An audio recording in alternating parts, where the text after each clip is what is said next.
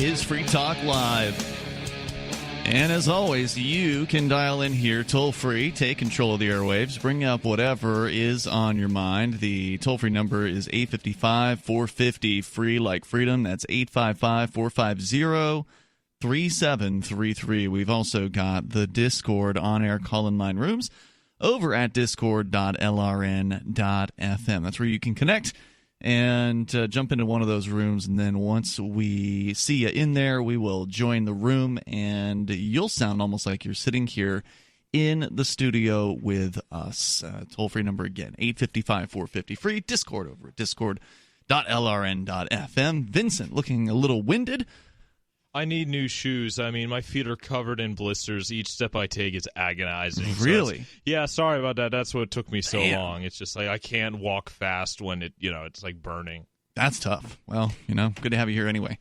So stuff in the news to talk about. Welcome to the show on day number 2 of our ban off of the Twitch platform. Folks have been watching on DLive. If you want to check out our video feed, you can do that exclusively. Well, I guess it's not exclusive on DLive yet. We still have the YouTube. But DLive over at dlive.lrn.fm. And I forgot, maybe I should have put it into 720p mode, but oh well. Anyway, there is another update, another story about the FBI and their operation of child pornography servers, which is a pretty disturbing concept. The idea that these are the people who are arresting people for possessing child pornography, but they're also the ones giving it to them. And if you believe the claim that the governments make a lot, and that is that the existence of and the passing of the possession of child pornography somehow continues to re-victimize the people who are photographed, the people who might have been forced against their will, raped perhaps, and the victims in these cases, that it continues to harm the victim. That's the claim that's made, but yet the FBI goes right out there, takes over servers, not just servers, but the more recent story that they took over a WhatsApp chat room, I think it was. I've never used WhatsApp, so I don't know how it works, but a purported chat room in which there were like multiple people trading pornography, child pornography, and the FBI operated those rooms for a period of, I don't know how long, I forget the details of that story, but that's yet another one. But in this case, the update here from Reason.com's Elizabeth Nolan Brown, the Department of Justice has been dismissing child pornography cases in order to not reveal information about the software programs used as the basis for the charges. An array of cases suggests serious problems with the tech tools used by federal authorities, but the private entities who develop these tools won't submit them for independent inspection or hand over hardly any information about how they work, their error rates, other critical information. As a result, potentially innocent people are being smeared as pedophiles and prosecuted as child porn collectors, while potentially guilty people are going free so these companies can protect trade secrets. This isn't all about the companies protecting trade secrets, though. It's about the FBI protecting their secrets. Now, if they had a company design it, then by proxy they're protecting them. But essentially it's the FBI not wanting to give over information in the discovery process.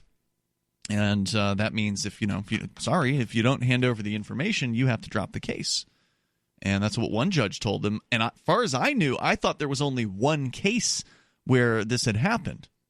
The situation suggests that some of the many problems that can arise around public-private partnerships in catching criminals and the secretive digital surveillance software that it entails, software that's being employed for far more than catching child predators, because again, these could be employed on a terrorism site, right? Like some sort of whatever a terrorism site looks like, they could employ it on that. We haven't seen any news stories about anything like that happening, but in theory, this could be used to catch real, dangerous people.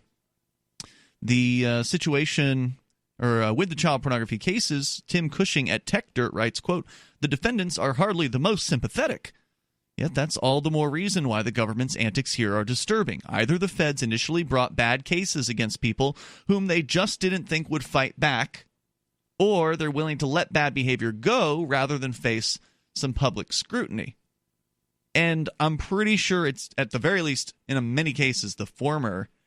because they know that people don't fight back. Anybody who's a prosecutor in the Department of Justice absolutely knows that when they bring charges, especially federal charges, 99% or close to it, maybe 98% or something like that, like the super majority of those cases are going to take a plea deal. Doesn't matter what the charges are. It can be drug related, it can be porn related, it can be violence, it can be who knows, whatever it is, they're going to take a plea deal just because it's intimidating. And you also, you don't really have much of a chance to win. Like, even if the facts are in your corner, it's hard to win because the government, they have virtually unlimited resources. They can hire as many, have as many police, have as many prosecutors, have as much time to prosecute. If you are able to afford an attorney, well, that's good. A lot of people can't, so they end up being stuck with a government defender, public defender, and that's that is not going to give many people confidence. No, they're probably the ones who tell people to take the first plea deal. Absolutely, they are. Because why not? Why would they want to have to work? The public defender doesn't want to actually go to court, most of them. I'm not saying that's true of all of them, okay? There have been a couple who I've met.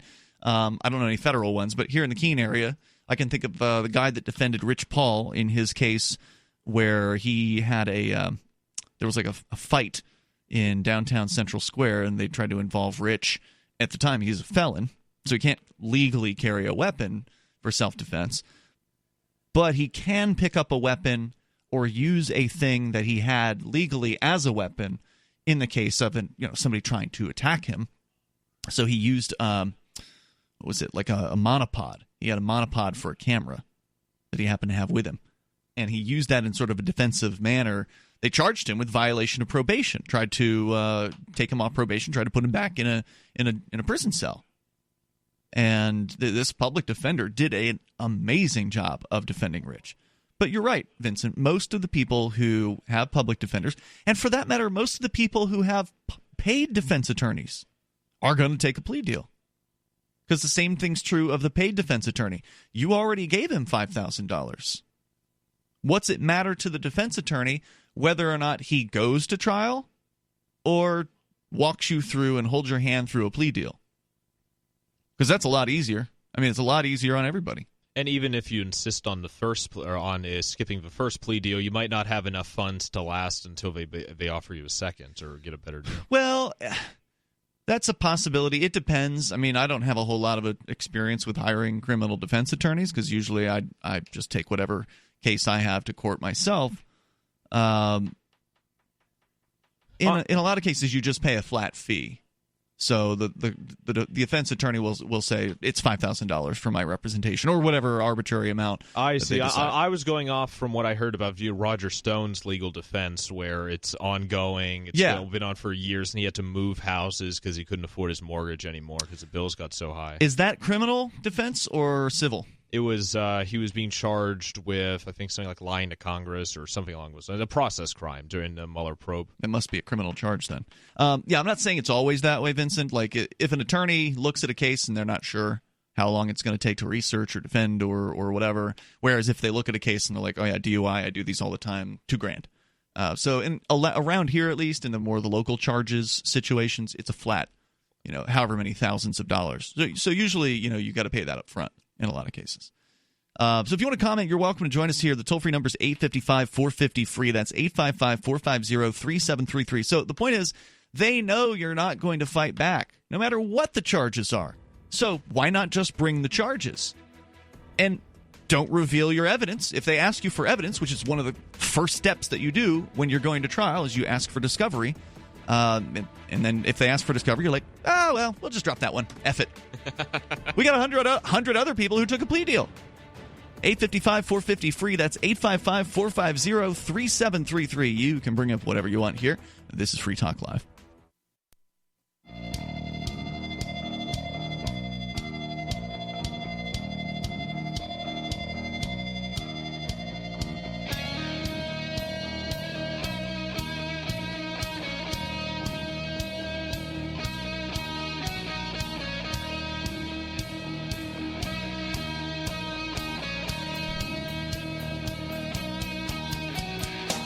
It's Free Talk Live, and you're invited to join us here on the radio. Our number is 855-450-FREE. That's toll-free, 855-450-3733. And we've also got the Discord on-air call-in line rooms, which honestly sound way better. And I'll give preference to somebody on Discord most of the time, just because it just sounds so good. You can use our Discord server over at discord.lrn.fm. Forkfest is coming up in, a month and a half. It's going to be here very soon, just over a month and a half.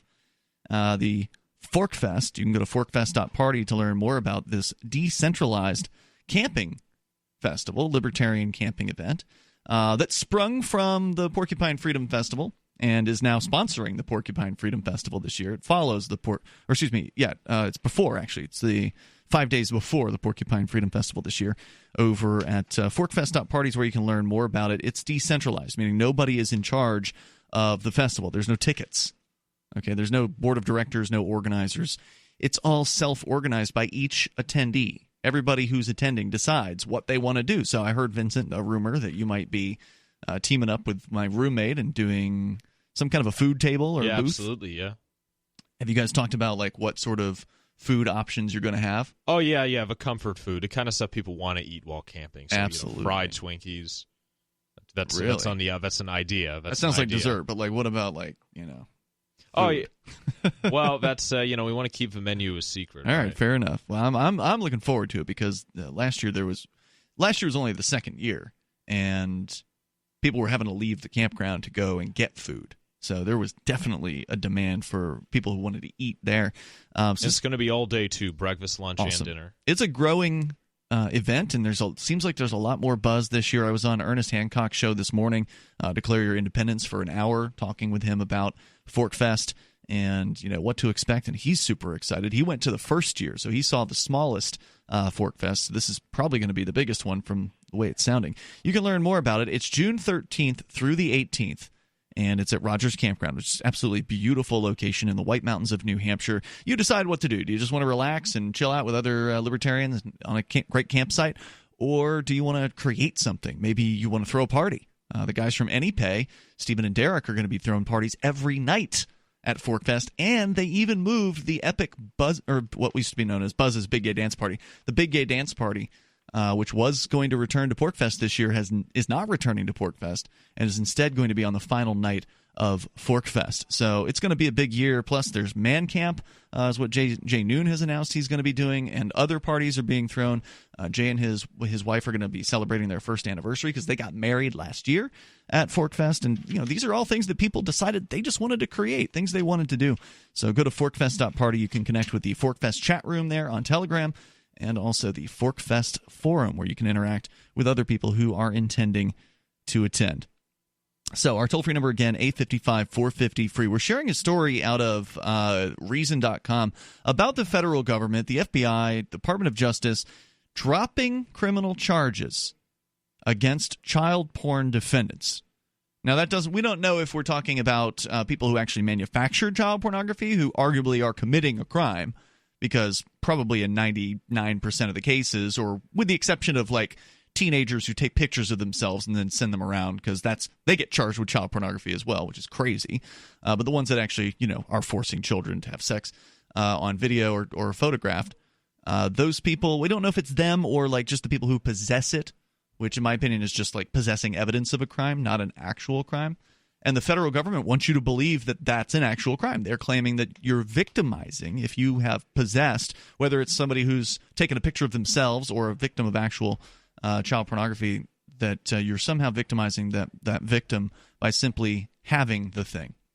And so if that's true, then the FBI is victimizing all of those victims by not only having those things on the servers that they've stolen from whoever was operating them, but then continuing to operate them and distributing hundreds of thousands of iterations of these things over a matter of weeks that they've done this.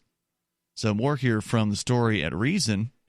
Either the feds initially brought bad cases against people whom they didn't think would fight back, yeah, that's it, or they'd be willing to let bad behavior go rather than face some public scrutiny.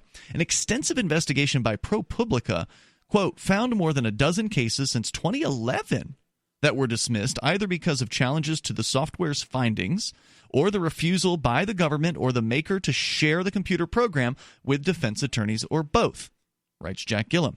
And I had no idea this was going on for so long. We've been covering the case that happened in 2015.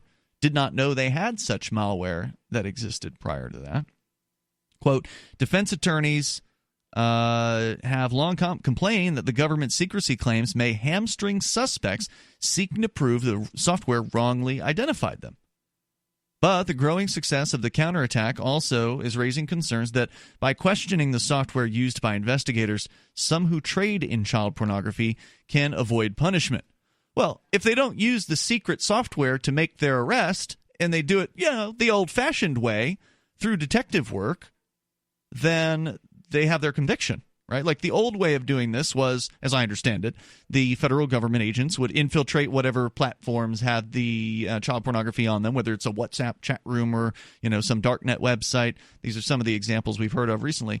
But then just, somehow investigate the people individually and see if you can get them to give up information about where they are or whatever.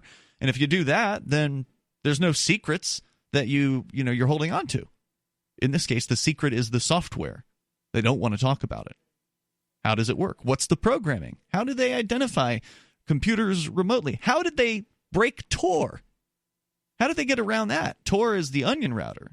You familiar with it? Yeah, invented by, I think it was like naval intelligence or something. So I think that answers your question.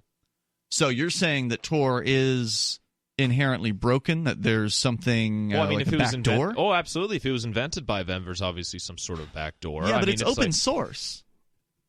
Well, it's open source for... I don't know much about the technology. I just don't doubt that if they release that, they're going to have some sort of ace up their sleeve or some sort of secret trick that they're going to be able to break it. Well, whatever it is, they don't want to talk about it.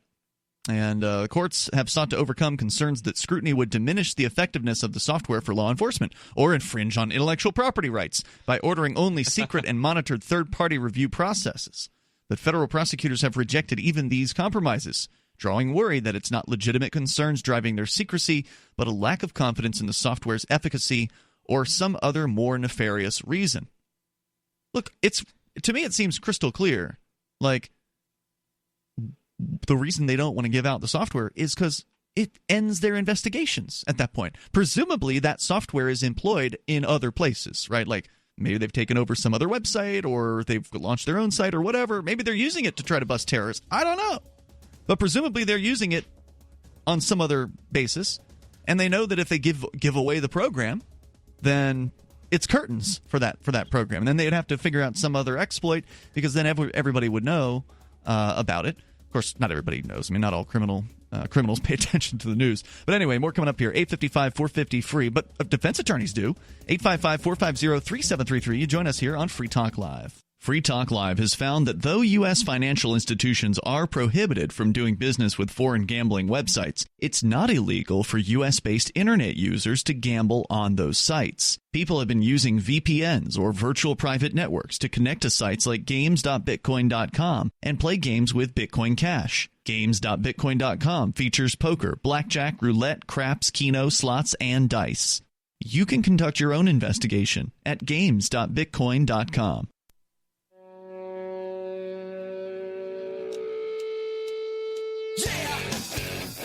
It is Free Talk Live, and you're invited to join us here. Toll-free number is 855-450-FREE, like freedom. That's 855-450-3733. Edge Wallet, great wallet for cryptocurrency users. And if you're not yet into cryptocurrency, this is the best one to start out with. In fact, not only is it just good for starting out, I'm an experienced user of crypto, and I use Edge Wallet more than any other wallet.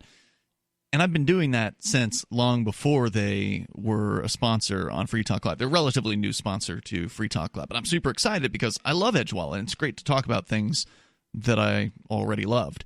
So you can go to edge.app or drop into your Google or Apple App Store and download Edge Wallet. It's available for iOS and Android. You can buy, sell, trade, and securely hold your cryptocurrencies, including Bitcoin, Ethereum, Ethereum tokens, Bitcoin Cash, Monero, Ripple, Stellar, and more.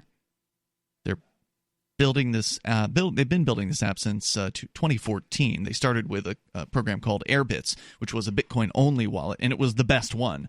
And now they've still got the best wallet. It's called Edge, and it has multiple cryptos that you can store. Edge.app. Secure your freedom. It's Edge.app. That's their website. As we continue here, we will take your calls and thoughts. Talking about the Department of Justice that is dropping cases against people. I had thought there was only one case. At least that's all I'd heard of. But it would make sense that once one of them happened, that other defense attorneys, keyed in on this particular approach and decided to utilize it themselves. And that approach is asking for discovery. That's all they had to do to defeat the government in the case, these cases, is ask for discovery. But most people never get there. Well, I wonder if this will eventually become common knowledge among, like, the child porn or pedophile crowds, and eventually the entire thing will become be obsolete. Like 100% of cases will ask for discovery. Or most, right? Yeah. Enough that it won't be worth doing anymore, right? Yeah, that's a good question. I mean, I have no idea, how many people pay attention to the news or know about, these developments. My understanding is pedophiles are a very, very crafty sort. That's why so many of them end up being politicians in positions of power. So, I mean, I'm sure, I Jeffrey can't Epstein. I can't, there's plenty we don't know about. Mm-hmm. I can't, speak for, I can't get into that mindset. But I imagine if we're going to do something that's that illegal, right? Look at something that's that illegal. If we're gonna, and smart enough to be able to use Tor and try and get around it, we're gonna be also smart enough to know how to also cover their butts legally. You might be right. In February, the story from Reason.com, looking at the details in these cases, HRW, which is Human Rights Watch, they've raised questions about these programs and how they've been accessing and storing information. Human Rights Watch sent a letter to the Department of Justice officials expressing concerns about one program called the Child Protection System. TLO, the company behind CPS, the CPS system, has intervened in court cases to prevent disclosure of more information about the program or independent testing of it. Human Rights Watch states, quote, since the system is designed to flag people as suspected of having committed crimes, both its error rates and its potential to exceed constitutional bounds have implications for rights. Yet it's unclear what basis or what information the Justice Department has about CPS's potential for error and on what basis, unquote. Prosecutors say they can't share any details about it because, quote, because it's proprietary and not in the government's possession, unquote. We don't have this. It's somebody else. It's in other companies. We're just using it. So therefore, it's exempt from discovery requirements. Not. We fear the government may be shielding, says Human Rights Watch, since 2016 has been researching these cases. We fear the government may be shielding its methods from scrutiny by relying on its arrangements with this nonprofit. Another tool used in these cases, torrential downpour, was developed by the University of Massachusetts. The school has been fighting against the release of more information about the software, but defendants' lawyers say it's necessary after the program alerted authorities about alleged child porn on computers that couldn't actually be found anywhere on the physical devices. Quote, an examination of the software being used to build cases should be allowed, but the entities behind the software won't allow it, and the government is cutting defendants loose rather than giving them a chance to properly defend themselves against these very serious charges. Well, I don't know if that's that much of a problem, right? Like if you're facing however many years in prison you'd be facing over these charges, if the government just says, well, we're dropping the charges, have a nice day, wouldn't you be happy about that? I mean, do you actually want to go to court and present evidence? The damage is still done, right? That's because true. Just the accusation. Local newspapers are going to report, so-and-so was busted for child porn possession, and they're never going to write a follow-up. Yeah. No one's going to, every know this, you are in the news business. Absolutely. You edited a newspaper at the college level. Yeah, absolutely, and they're just always. I mean, I can't speak for every paper, but I mean, just in general, like, did the Sentinel or WMUR ever run a story after your the raid here saying, it's been 2 years and still nothing? It's actually been 3 years at this point, and no one has been charged. You're referencing the FBI raid on this very studio. But my question was there any follow-ups written by any of the? Not to my knowledge. Certainly, nobody questioned me about it, and nobody pointed. I mean, I don't read the newspaper every day, but nobody pointed it out. Enough people do to where I probably would have seen something. So for like someone who's not as much into the public light or was actually arrested, and then they most likely aren't going to do a follow-up just because people have the attention span of a guppy and they're not going to care. That's a good point. When if a potential employer or anyone looks up her name, that article is going to be what pops up. Yeah, that's a good point. Although even if the let's say the charges did get dropped, or excuse me, if they did go to trial and won at trial, like successfully proved, hey, look, there was no porn here, or proved that they proved that the federal government wouldn't reveal the methods. Thank you, reveal the methods. That may not have gotten any news coverage either. Like winning at a trial 6 months or a year or 3 years later or whenever that trial happens. I mean, what are the odds that there was even a reporter at the trial from that same newspaper? Quote, an examination of the software that is building these cases should be allowed, but the entities won't allow it, they say here, and the government is cutting defendants loose. Quote, supposedly it ultimately works out for defendants, but it only encourages the government to tip the scales in its favor again when the next prosecution rolls around, with the hopes the next offender of the accused isn't quite as zealous. Plus, if these defendants really are innocent, then the government has publicly and falsely smeared them as sickos and then balked at allowing them a true opportunity to clear their names. Well, the thing is, in these cases, at least as I understand, the one case that I'm familiar with what was called the Playpen case, where the federal government, the FBI, ran a darknet website. That's the reason they raided these studios 3 years ago and stole 50-plus electronic devices from the studio. Haven't returned those devices in all that time, but no one has been charged. They allege somebody accessed this website that they were running, the one that was running the secretive software that they have. In the case in question, they allegedly found child pornography on that guy's computer. So the news releases had the FBI not only saying, we've arrested this so-and-so, I think his name was Michaud, from Washington State.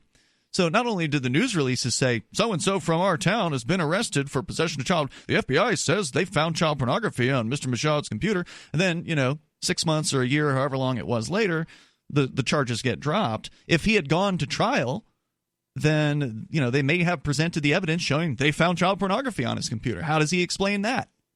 How do you defend against that? In this case, the defense is you didn't provide discovery. You have to drop the charges. But that doesn't really exonerate the person, right? Because he still has the federal government alleging these things. Further, the government is and if the government drops cases or some charges to avoid scrutiny of the software, that could prevent victims from getting justice consistently. The government is effectively asserting sweeping surveillance powers, but is then hiding from the courts what the software did and how it worked. So as this situation continues to develop, we will continue to report on it to you. The toll-free number, if you want to join us here, is 855-450-FREE. That's 855-450-3733. You can bring up whatever you want. You got an update for us, Vincent, from France with the yellow vests and what's happening over there. And that's coming up. You can bring up what you want. Free Talk Live.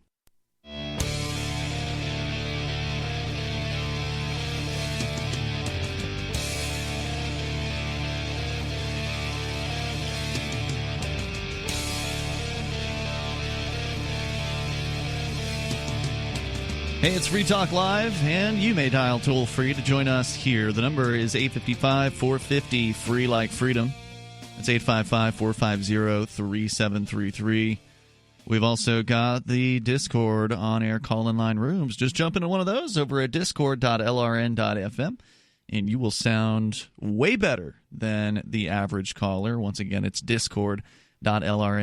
By the way, thanks to MI Free to Go, a Free Talk Live silver amplifier. This person is contributing $5 a month to the Free Talk Live AMP program, and you can do that too if you want. If you like what we do here, if you value the discussions that we have, the ideas that we share, the fact that it's open phones every single night, and we're on 7 nights a week across the United States, and even beyond that on satellite platforms and all kinds of places, internet streaming, podcast. If you like the fact that we're there doing this thing and helping people understand the ideas of freedom, then please go to amp.freetalklive.com. You can sign up there for the AMP program with major credit cards, with PayPal, with Bitcoin BTC. It's amp.freetalklive.com. And you get some cool perks. You can get into the supporters chat rooms on our Discord. You can get into the AMP-only Facebook group if you're still into the Facebook thing. And there's some other cool perks as well. Go get the list of perks, get the things that we're doing with the money. There's a list of that as well over at amp.freetalklive.com. And then please get signed up. It's ampamp.freetalklive.com. It's the simplest, one of the simplest, easiest, most effective things you can do to help spread Free Talk Live. We're at 195 radio stations and counting. Just added a couple more this week with the addition of WVMT. There in Vermont, up in the Burlington area, which I'm very excited about. Was on their morning show this morning. Actually, that's why I'm a little zonked. I had to take a nap right before the show. I was literally up at 6:30 this morning after sleeping for 4 hours just so I could be interviewed on WVMT. It turned out it was a really entertaining interview, and I did record it. I also streamed it live on our DLive video streaming platform. So if you were up at 6 a.m., you could have watched it happen live, but I will get the archive up later on. As we continue here, of course, your calls and thoughts are welcome. Let's go to Dave in New York, listening online at freetalklive.com. It's Ian and Vincent here in the studio. Go ahead, Dave. Hi, guys. Oh, my God. Don't yell right into your phone. Hello? I'm not yelling. Okay, good. And maybe it was the board up. Go ahead with your thoughts. There is a vape shop here in the Hudson Valley, which I do have some concerns about. Really? Okay, what are the concerns? It's called Happy Habits. Number one, you're not allowed to use your phone in the shop, like in the store. And number two, you know how say you go to like Best Buy, Target, or Walmart, whatever, and you put things into your car and you can add things up before you get to the register? Well, at Happy Habits, you can't do that. Everything else is like behind, it's all like behind the counter or like in these like glass cabinets and so on and so forth. Like, it's not like where you can walk into the store and, grab like a cart or shopping cart or whatever, and, you want to put some stuff into your basket and you can add everything up, and then, just say you want to spend maybe $30, $40 or whatever, how many dollars. You can't do that in the store. And with the register, like, they don't show you. It's like, how like you go to like your like you can like at like a. Hold on. Normal... Did you say that you want a shopping basket at a vape store? Yes, so that I can be able to like. I mean, how many things are you buying at once? I've bought quite a few stuff there. Well, for $30 to $40 too. I mean, like a keen, for like one thing with e-juice that costs about like $40. So wait, are you saying, Dave, that at the vape shop that the products aren't available for you to just take off a shelf? They're locked up? Basically, yeah. They're like behind the counter, or they're like in a cabinet or something. Yeah. The reason they do that, as somebody who's worked in retail in my life on a number of occasions, the reason they do that is because it's a security risk. If you just leave a $30, vape products are relatively small. The batteries, you can fit in the palm of your hand in a lot of cases. The little cartridges or whatever are relatively small. These are small items, but I mean, they're not the most expensive items in the world, but adding up, I mean, it does add up if you lose some of these things to what they call shrink in the business. It's stealing. So if somebody, palms one of these things and they put it in their pocket, then how are they going to know unless the staff is paying close attention to everybody in the store?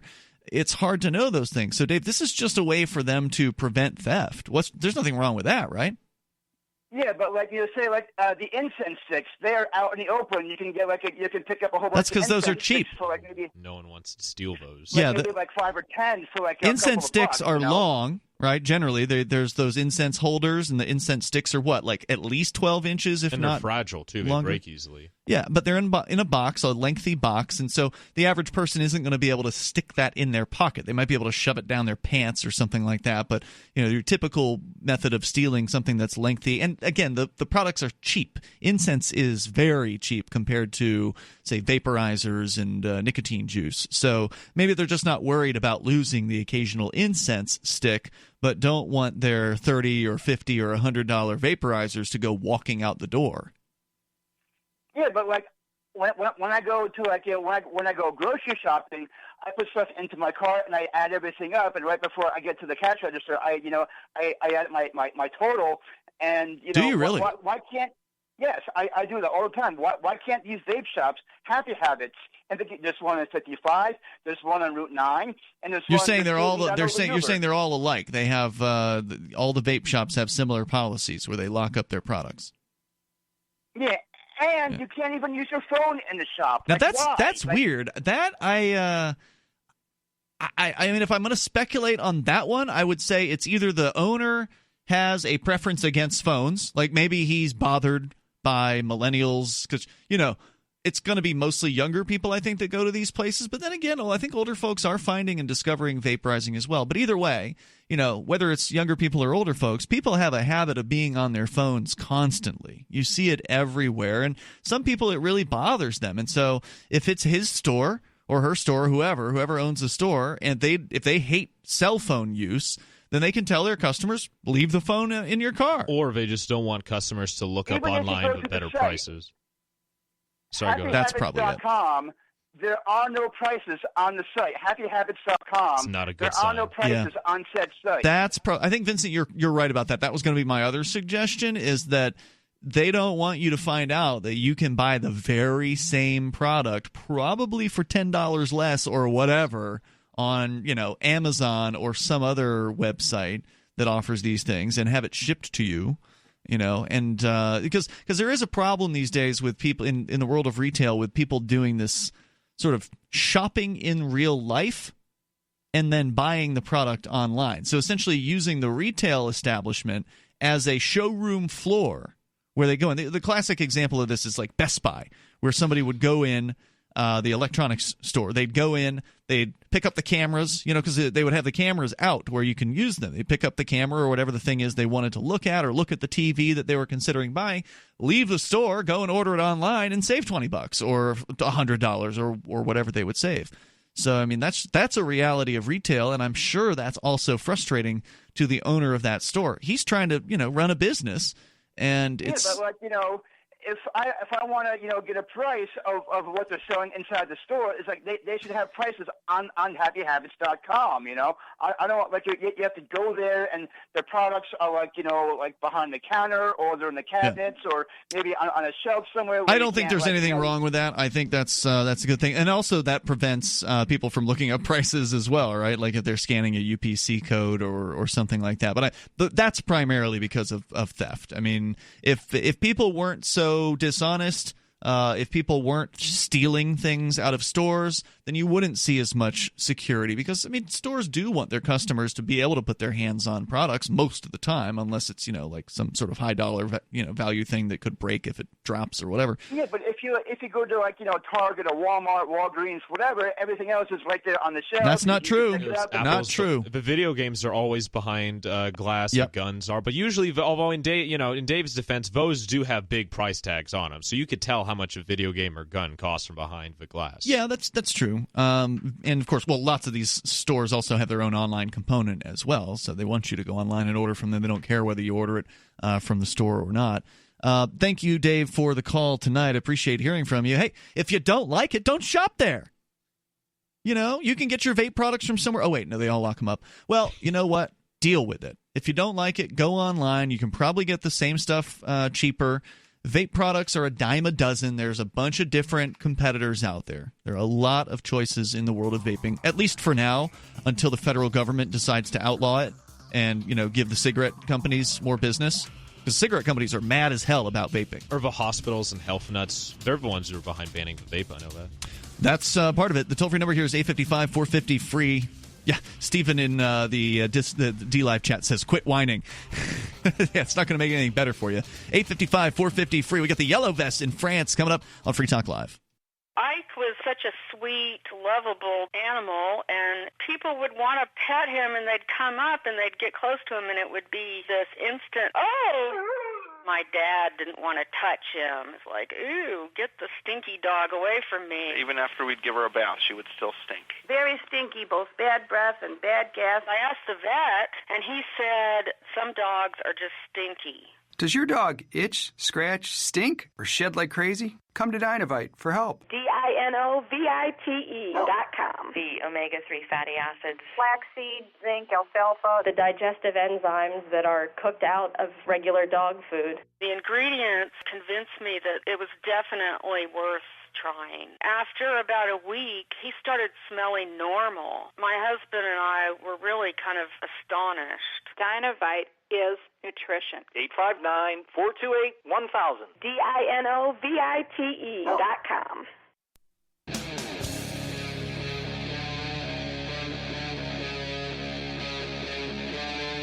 Free Talk Live.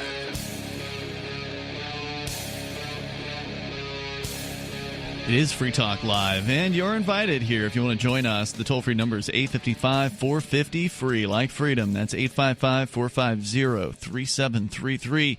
Coming up, we got more porn-related news. The UK and their porn block. Turns out it might be banning adult websites, even if you're over 18. We can tell you more about that, but we've also got this news story that I promised that Vincent brought in tonight on the Yellow Vest, the protesters out in France. We'll get into that, also take your calls and thoughts about whatever's on your mind. Our toll-free number is 855-450-FREE. That's 855-450-3733. The Discord on-air call-in line rooms over at discord.lrn.fm is open and available to you. In fact, we're going to go to somebody calling in on Discord here in just a moment. And Dave in New York is in the Discord. This is one of the fun parts about Discord. A lot of the people who call the show actually hang out in the Discord and chat with each other. So he's in there right now as TW's best friend. Strange name, but that's what he chose. So if you've been wanting to talk to Dave in New York, now's your chance. Just go to discord.lrn.fm. He's in the On Air Now room as we speak. Let's go to your calls and thoughts here. It's Ian and Vincent in the studio. We'll talk to Bo Diddley on the line in South Carolina. Bo, you're on Free Talk Live. Howdy, y'all. Hey. First, I want to say Dave in New York, he's my favorite caller. Been listening to him for years. There's lots of good times. He is quite unintentionally entertaining, that is for sure. He brought a good topic with the vapes. I like the vape THC oil, and it's a healthier way of doing it. Oh, yeah. I'm seeing some dangerous stuff on the market here. Really? It comes packaged, like it's called like dank vapes or Mario Karts. There's other various names they go by, and it's made to look like something legit from a medical state. It's not real THC oil in them things. Some of them could be, but the one I got had K2 in it, I'm pretty sure. And what? It is, K2, the synthetic compound? Yes, sir. I'm familiar with it. I don't like it. I know what the effects are, and that's what it seemed like. It was definitely not cannabis. Whoa. Now, are these like on the black market? I mean, you're calling from South Carolina, so you can't just go and buy these in the store, right? Right, and like I say, they're packaged to look like something legit, but after further research on these two particular brands called Dank Vapes, the other one is called Mario Karts, short for cartridge, you can buy the packaging for these things, the box and the cartridge itself, Amazon or eBay, anywhere online, and there's people buying these things and they're putting God knows what in it. You could be getting the real deal stuff, or you could be getting poisoned. That's pretty scary stuff. Now, have you actually seen any kind of research online to suggest that someone has actually tested this product? I haven't seen any actual test results, but if you type in dank vapes online or on YouTube, you will find endless results of people talking about how shady it is. Wow.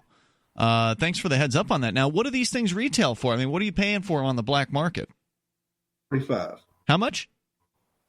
45 a gram. 45 for a gram. So is that cheaper than what you would pay for an oil cartridge, for a gram oil cartridge of what you know is THC? It's about the same. Yeah, I've got some that I know are THC that are from legit. Now, how do you know? How do you know that? I mean, if you're buying it on the black market and you have no way of testing it, how is it just the effects that you're using it on yourself and you're saying this feels different, this is not the same product? The best way to know is to get one that's from a reputable company, proof seal on a child-proof bottle. And I feel like that's enough that I feel like it's legit. Bo, thanks for the heads up on that story. I'm sure there's some people who really appreciate the information, and thank you for the call tonight. That's Bo Diddley calling there on Discord, sounding great. And this is one of the problems with the black market. You know, we've talked extensively over years here on Free Talk Live. It's one of my pet topics is the drug black marketplace and ending the war on drugs. And one of the reasons why, you know, the war on drugs needs to come to an end, and I mean the war on all drugs, not just cannabis, but this is a good reason, is people who you care about, your friends, your family members, your coworkers, your neighbors, people who you care about, your loved ones. These are people who are using cannabis. They're using these drugs, and they're not going to stop using them just because you don't like it or whatever. And if they're buying them in the black market, they have no idea what they're getting. There's no quality control. Now, to be fair, it's better now than it's ever been. The black market is better than it's ever been. And the reason for that is because there's so much legally manufactured product that's sort of flowing out the back door of these companies through whatever methods, you know, because the states that have that allow manufacturing of cannabis-related products have some pretty tight controls on the manufacturing process. But, you know, there's always loopholes. There's always, you know, some method of moving product out the back door.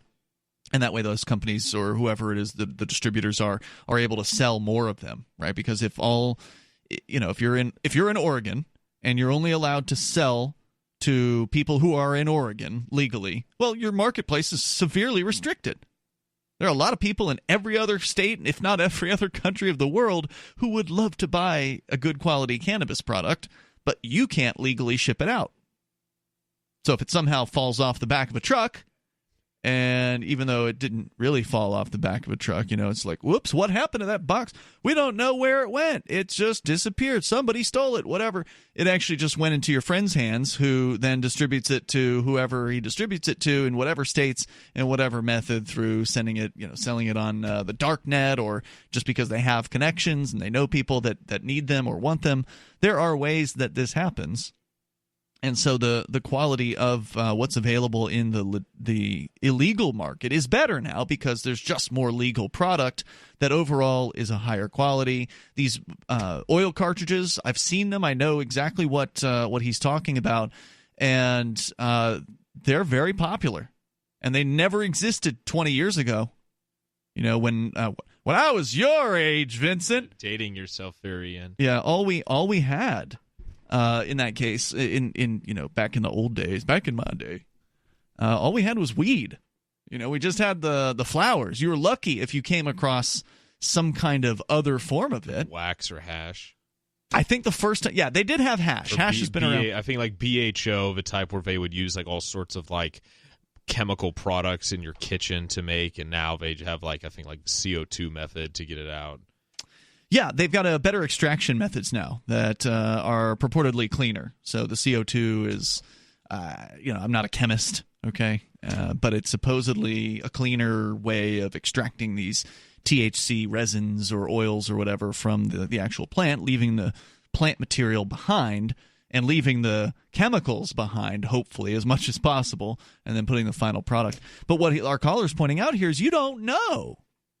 You know, if you've got a vape pen cartridge, well, unless you've got some sort of testing method, then you have no way of knowing. I mean, Bo's basically saying he just thinks it's different because he feels like, you know, he's used the product and he feels like it's a different effect, He thinks it's similar to K2. And in theory, I suppose that could be true. Maybe it's cheaper to manufacture K2 than it is to manufacture legitimate cannabis oil. And so if you can sell the cheaper K2 product at the same price as people are selling the cannabis oil product, but the price of the actual, like the cost to the seller is half, then they're making more money on every single sale. And an unscrupulous seller wouldn't care about, their customers' health and well-being. And it's also possible that many of the sellers don't even know, that they have no idea that what they've bought, because they're being marketed as though they're cannabis. Most people probably think they are cannabis. I mean, K2 was invented to be like the cannabis effects. I've never tried K2 personally, but I did try some synthetic cannabis that Rich had a couple of years ago, and it was the craziest stuff I've ever smoked. Like, it had nothing to do with cannabis. It didn't feel like cannabis at all. It felt like I was tripping after 2 hits of smoking this purported cannabis knockoff. The toll-free number here is 855-450-FREE. If you want to join us, you can. You can take control of the airwaves here. 855-450-3733. This is Free Talk Live.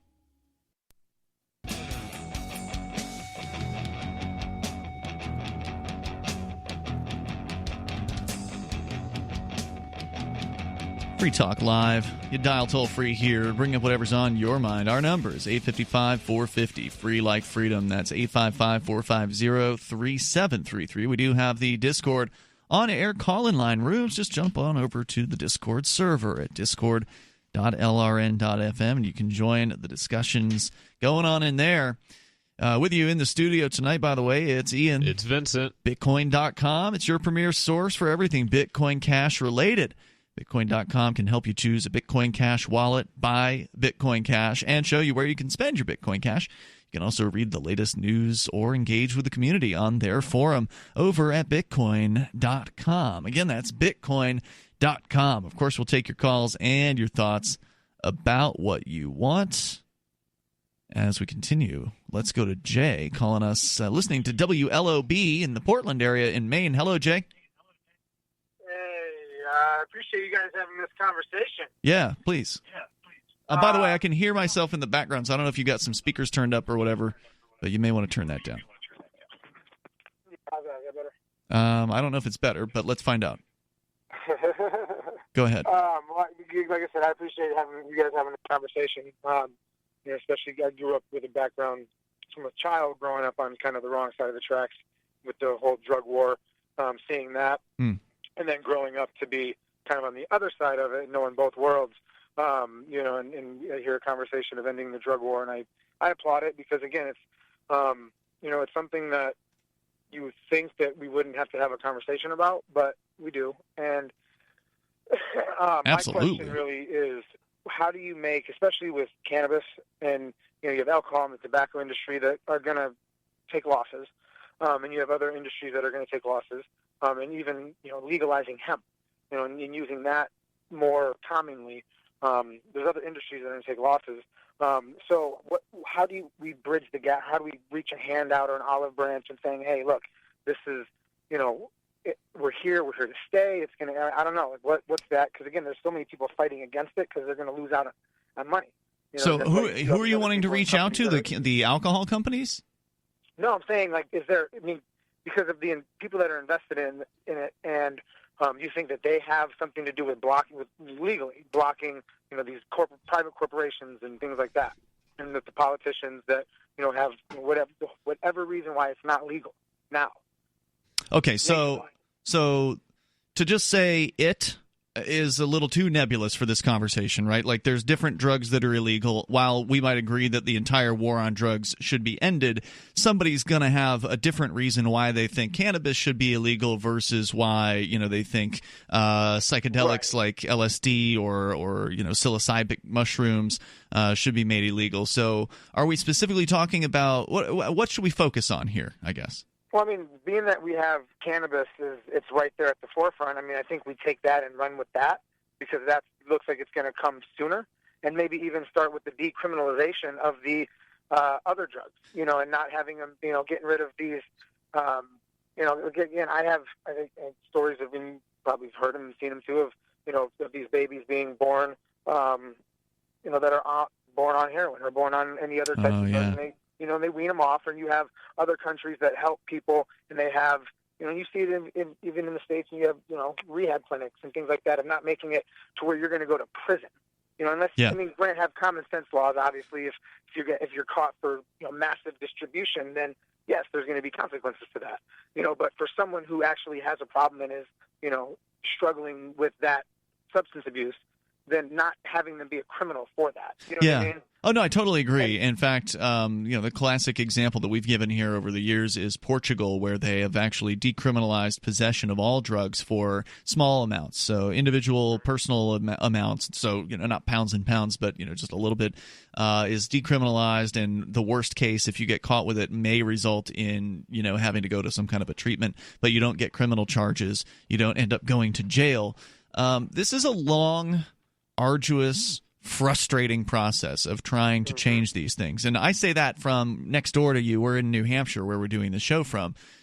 Maine's ahead of the curve as far as Maine, Massachusetts, Vermont, several other states around the country have actually legalized cannabis at various different levels, and New Hampshire still has just done decrim. And it is frustrating to go in and talk to these politicians and listen to the the prohibitionist side and hear all the lies continuing to be trotted out, the reefer madness, the BS, the propaganda, the nonsense, and having it refuted year after year after year with facts and evidence and personal examples and stories, and very persuasive stories in a lot of cases, like with medical patients.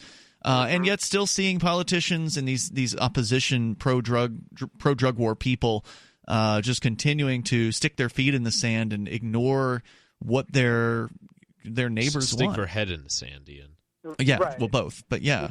And then my question to that too is is that intentional, or is that just pure ignorance, or is that it's both? Well, and that's what I think too, because I have I've lived in many states all over the country, and so I've been able to see different cultures and regions and things like that, and especially in the Midwest, where there's so still just backward way of thinking in a lot of areas. I mean, you find that everywhere, but a lot in the Midwest, and I can see them now linking arms and saying no to pot and the drugs and this, and especially in a place where you have so much space to grow such a abundance of this plant, and not even to smoke. And that's the thing, they just think, oh, you're just going to smoke, think, well, even hemp, they're like, you're just going to smoke it. Well, no, we can make, and you have to explain them what the purposes and what the uses of this plant are, and for how many years. And it's like you said, they still refute it. And we have evidence historically and culturally around the world since the beginning of recorded time. It's like, what is where is that blindness? When does that stop? When is the curtain lifted on these people? As somebody who's been paying attention for a while, it is frustrating. I totally agree with what you're saying here, but I have to ask you, I mean, being somebody living in Maine, where a couple of years ago Maine voters did vote, was it 2016, I think? They voted to... It's encouraging. It's so encouraging. Well, tell me, what's the situation there? I heard that there's no retail yet. What's happening? I haven't seen any retail yet. No, I think it's coming with the new administration. I see it coming. More people are getting ready for it and gearing up. Have you heard about the delivery services? Because I remember reading after the. I remember reading an article after the whatever ballot measure passed, that at that point you couldn't legally sell it, but what was happening was that people were selling delivery, meaning that you could call up a guy on a bicycle or whatever, and he shows up with a bag full of weed, and you pay the delivery fee, so you're paying him for the delivery, but you're not paying for the product. And there was I didn't ever see anything about the police arresting those people. Have you number one seen or heard of these services? Have you used them? Have you heard of any of them being busted? No, I haven't. I haven't used them. I've seen them. I've heard of them. I know that they're out there.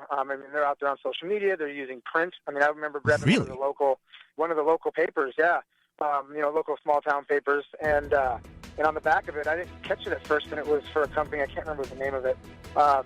But it was during Christmas time, and it had Santa with a sleigh full of buds. One call does it all. Hey, Jay, thanks for the call tonight, man. It's going to be a process of just sharing the truth with people and hoping they pay attention and hoping they listen, and I thank you. And we'll continue. More on the way here And maybe psychedelic mushrooms are going to be next. Does your dog itch, scratch, stink, or shed like crazy? Come to Dynavite for help. Order a 90-day supply of Dynavite. Dynavite is nutrition. Pick up 2 bottles of Lico Chops. Get the 3rd bottle free. New improved Lico Chops with omega-3, omega-6, vitamin E. And now, 6 extra direct-fed microbials. Even better for the digestive tract and immune system. Try Lico Chops. Buy 2, get 1 free. At Dynavite.com. DINOVITE.com.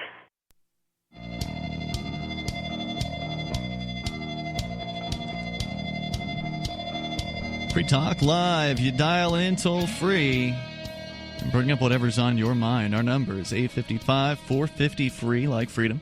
It's 855-450-3733. We have the Discord on-air call-in line rooms over at discord.lrn.fm. With you in the studio tonight, it's Ian. It's Vincent. And, of course, you can join us online. We've got a lot of features on our website. Just head over to freetalklive.com, where you can sign up for our email list. You can get on that list.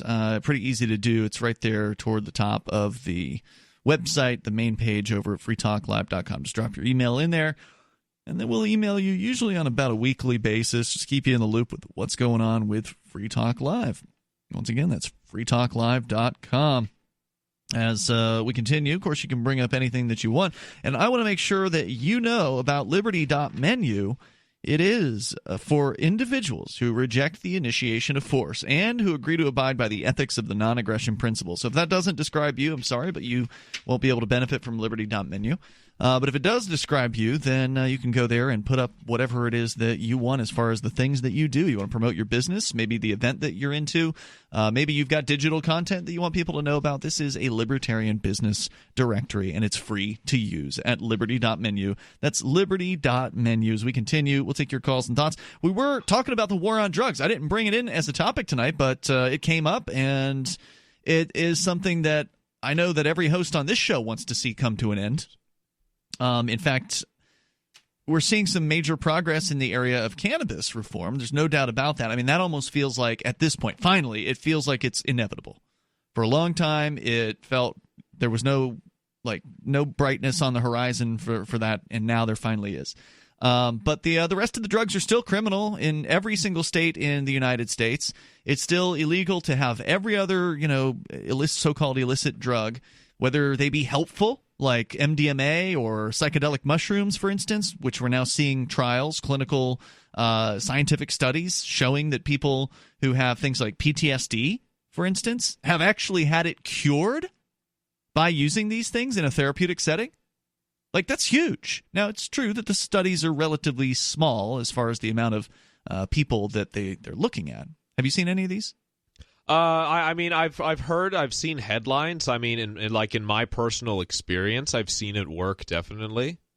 So I don't know if you want to talk about that, but I've definitely done psychedelic drugs over time. I don't do them very often, but every now and then, that I will and have, and I think that it's been a benefit to my life personally. I've never claimed to have had anything like PTSD or anything, but for the people who've seen the symptoms go away after using these things, and again, usually in a therapeutic setting, like with a psychiatrist or psychologist. Well, even without one, even with just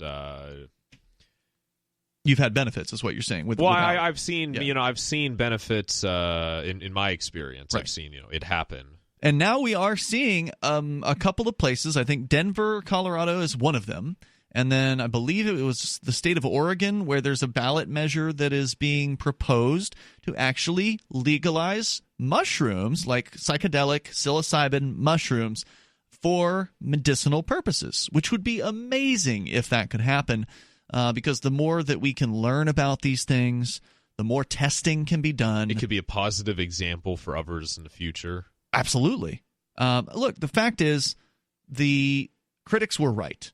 The critics of marijuana medical decrim, right? The medical programs came first. In California in 1996, passed Proposition 215 to legalize medicinal marijuana, and it opened the floodgates for legal products manufactured in a quality-controlled environment, available in a legal, easy-to-acquire way. You don't have to meet somebody in a parking lot anymore.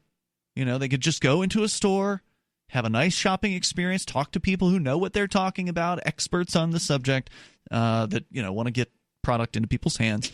And the critics at the time had said, well, this is just a cover. This is just so people can get high.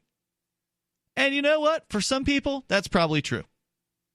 But there are actually people who benefit medicinally from these products, from cannabis, and benefit in a major way, in a very persuasive way, that where if you put these sick people in front of politicians, even the most callous of politicians would have to acknowledge that these people who are getting help from these products are real, that it's not just BS, that you can see their symptoms either lessen or go away entirely from whatever malady it is that they have. In a lot of cases, after just one hit of smoked cannabis. So they're not smoking enough to get really baked or whatever. They're just taking one hit, just enough to get the chemical that they need, and it makes a difference for them. So these are persuasive things. And the same thing can happen with psychedelic mushrooms, where we can have more evidence. If one state legalizes it for medicinal purposes, that means that more studies can be done there on that particular product and people that have something wrong with them, and see if this thing helps for other problems that people have. And of course, the conspiracy theorist might say, and they might be right, that one of the reasons why these drugs are illegal is to keep them out of people's hands so they have to stay on pharmaceutical drugs. Oh, what do you mean conspiracy theorist? It's a conspiracy, it ain't a theory, and I said that on my show last week. Well, you may be a conspiracy theorist. Hey, they're conspiracies, but they ain't theories. Well, that's probably troo. I believe that one of the major reasons why drugs like psychedelic mushrooms, which grow in, cow poo, yep, they can be found in the in the world. It's not like there's some sort of drug lab necessarily. No, it's totally natural, just as natural as daisies. Yeah, and arguably people in the past have used these things and have had very religious, mystical experiences on them, and have had very positive experiences on them. And some of the revelations that people might receive from having a psychedelic journey like that could very well call into question sort of the social order, if you will, right? The status quo may be questioned. Maybe the idea that, for instance, everything is separate, that we're all separated on this Earth platform. Oh no, or whatever. I'd say more of just the introspection and just like the different kinds of thinking, breaking things down. Not we are all one. Well, that sort of thing. If you did believe that everybody was connected, then maybe you'd be less likely to want to bomb those people. Right? Like if you felt as though you were inherently connected to them. But no, you're right. The introspection is huge when it comes to a psychedelic journey, being able to look at your life from a different perspective, for instance, being able to consider things that you've always thought were one way from a different perspective, like the government itself, for instance. There are things that the government goons, the government thugs, the government mafia, there are things that they don't want you to consider. They don't want you to think about. They don't want you to think outside of the box. And these psychedelic drugs, and by the way, marijuana is considered a mild psychedelic, that, if it puts you outside of the government box, that's dangerous to them. And they don't want that happening. So we will continue to advocate for the end of the war on drugs here. And in fact, over the years, Vincent, the amount of opposition has gone down. Like, if we got on the air and talked about ending the war on drugs 15 years ago, we would have more people calling in to oppose us. Now, that's not to say those people aren't still out there, but there may not be as many of them. They're all dying or in retirement homes. Do you feel like there aren't very many drug warriors who are your age? Well, there's a lot of that's a very interesting question. I mean, there are some people who are like prudes or who are just like such goody two shoes to the state that then they'd like freak out or like call the police on someone who just like mentions it or smells like weed. But I don't. Yeah, that's a good question because I haven't met any either who aren't a bunch of old curmudgeons or like police officers or teachers or anything? Well, the police officers have a vested interest in the war on drugs. They love all the freebies that they get. They love the money from the federal government. They probably love the drugs they're able to confiscate. That's probably true. They love to either sell them on the black market or use them themselves or both. The toll-free number, and that's not just cynicism. I've known people. 855-450-FREE. That's 855-450-3733. Evidence locker parties. Yep. 855-450-FREE. Whoops, where'd all that cocaine go? Yeah, you can bring up whatever you want here. Take control of the airwaves and also jump into the Discord chat rooms, discord.lrn.fm. This is Free Talk Live.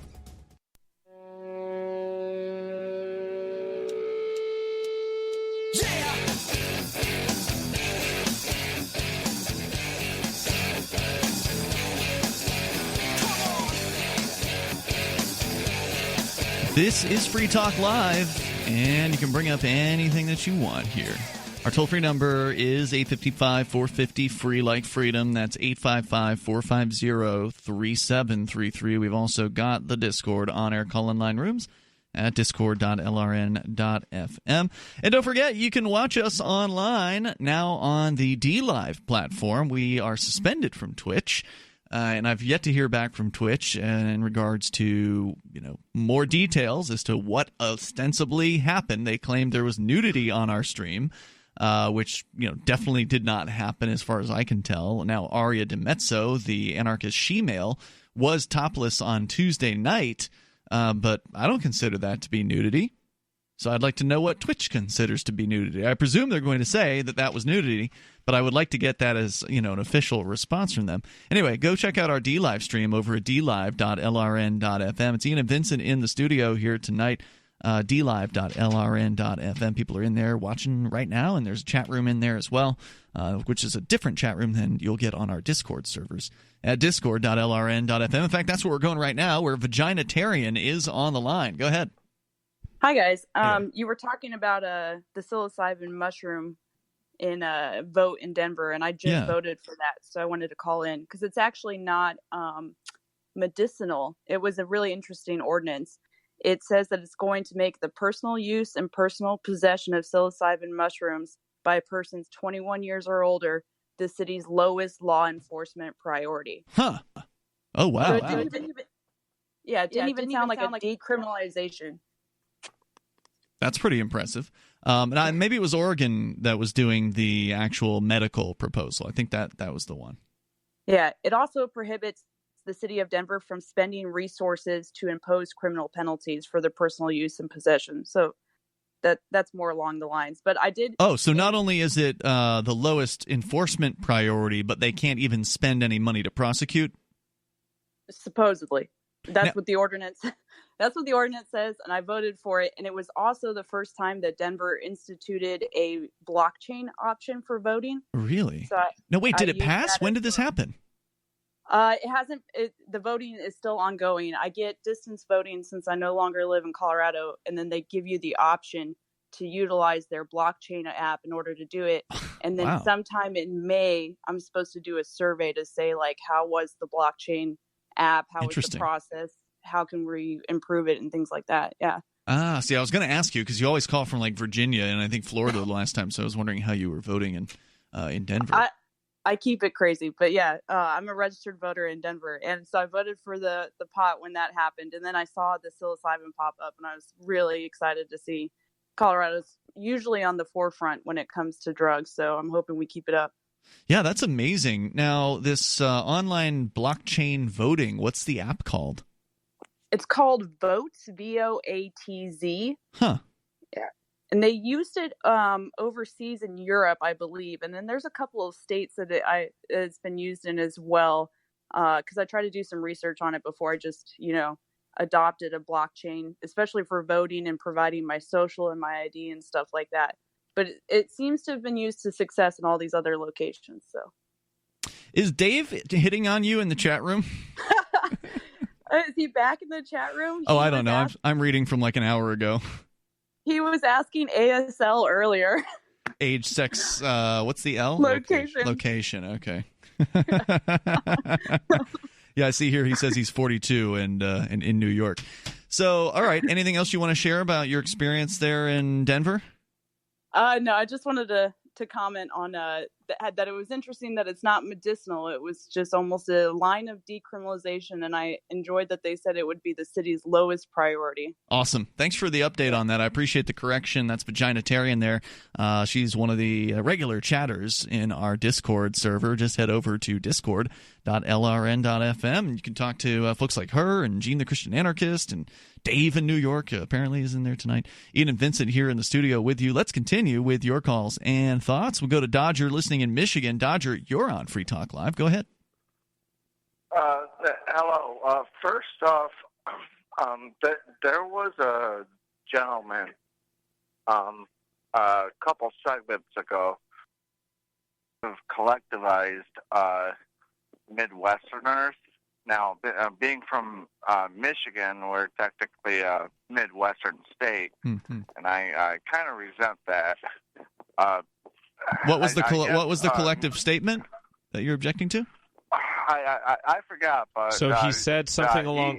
He said something along the lines of they have a lot of backwards thinking there, and I did think about interjecting, saying, "Hey, look, as being living in all over the country and being in New England, there's plenty of people in New England who have really backward ideas on many things too." So, sure. Yeah, it just shows there's bad people all over. I'm just gonna say. Michigan technically is a Midwestern state, probably the most eastward of them. However, it was the first state to legalize cannabis for medicinal use, as well as the first Midwestern state to... You mean the first Midwestern state? The first Midwestern state. Okay, yeah. Okay, gotcha. Yeah, and you guys just did recreational. State. Yeah, yes. Which makes me very happy, but that's not the reason I called because... well, before you go on with the reason you called, have they opened up any shops? Like, are there stores in Michigan yet, or is that still, like, down the road a ways? Like, for cannabis?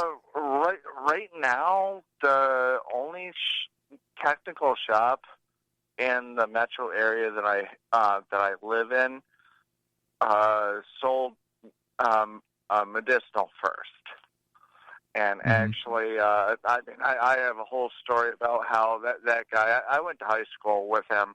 I don't have time to tell the story about how he is lobbying to essentially keep himself being the top dog. That's sad. Yeah, it's very sad. Just like how the medical facilities in California lobbied against recreational because they wanted prices to stay high. Well, and he wants to lobby essentially that everything has to be, in order to be sold recreational, has to be tested. Yes, ma'am. Oh. That technically that stuff has to be tested in order to be sold recreationally. Yeah. And so, yeah. So what were you calling about tonight? Of course. Hello? Do we lose you? Dodger? I'm still here. Oh, okay. I didn't know if you were, taking a big puff on blunt or something like that. Oh, no. What? Well, no. But, yeah. What were you calling about? Actually makes me really sad. What I'm calling about is actually something that our last governor did that for some reason completely slipped through my lap, and it actually makes me very happy. Our last governor, one of the last acts that he did was he forgave driver responsibility fees here in Michigan. Driver responsibility fees. You guys know. Sarah would love those. What do you mean, driver responsibility? Meaning like people who got a ticket, or what does that mean? Well, essentially what it came down to was if you got a ticket, if you got pulled over for a variety of different things, not only did you have to pay the fees to the court, you had to pay an additional, what they called a driver responsibility fee to to the DMV, the Michigan Department of Treasury. Oh, to the Treasury. And so essentially, what it did was it made it pretty much impossible for. Well, I mean, I'm not poor. I've always had decent jobs, but I just decided to quit paying it at one point because I refused to get a driver's license. But, like, for example... So if you didn't pay the fee, then they wouldn't renew your driver's license or something? You'd be suspended, basically? Exactly. And one of the last things that our last governor did,